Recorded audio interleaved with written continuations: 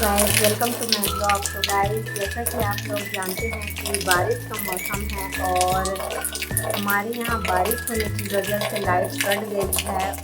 बाहर का मौसम कैसा है, हल्की हल्की बारिश हो रही है और आप लोग देख सकते हैं